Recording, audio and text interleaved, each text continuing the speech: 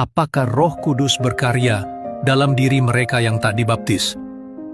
Pertama-tama, perlu diingat bahwa Tuhan tidak terbatas bekerja hanya melalui sakramen-sakramen saja. Oleh karenanya, Tuhan dapat menjadikan orang-orang kudus tanpa sakramen-sakramen jika Tuhan berkehendak demikian. Tuhan dapat mencurahkan rahmat-Nya ke dalam jiwa-jiwa bila mana dan kapanpun Tuhan menghendakinya.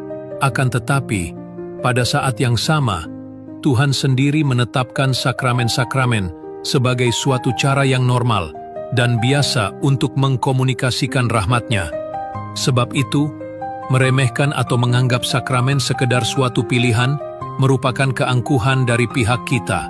Tuhan menetapkan sakramen-sakramen sebab dalam kebijaksanaannya, Ia tahu bahwa kodrat manusiawi selalu mengalami dan mengekspresikan realita-realita spiritual melalui realita-realita material. Dan demikianlah, sesuatu yang nyata berubah dalam jiwa kita pada saat pembaptisan.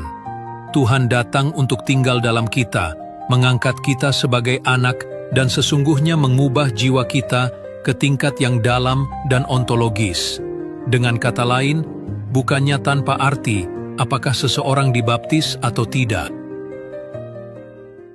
Apakah Roh Kudus berkarya dalam diri mereka yang tak dibaptis?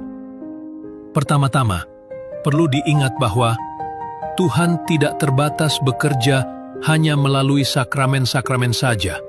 Oleh karenanya, Tuhan dapat menjadikan orang-orang kudus tanpa sakramen-sakramen jika Tuhan berkehendak demikian. Tuhan dapat mencurahkan rahmat-Nya ke dalam jiwa-jiwa bila mana dan kapanpun Tuhan menghendakinya. Akan tetapi, pada saat yang sama, Tuhan sendiri menetapkan sakramen-sakramen sebagai suatu cara yang normal dan biasa untuk mengkomunikasikan rahmat-Nya. Sebab itu, meremehkan atau menganggap sakramen sekedar suatu pilihan merupakan keangkuhan dari pihak kita.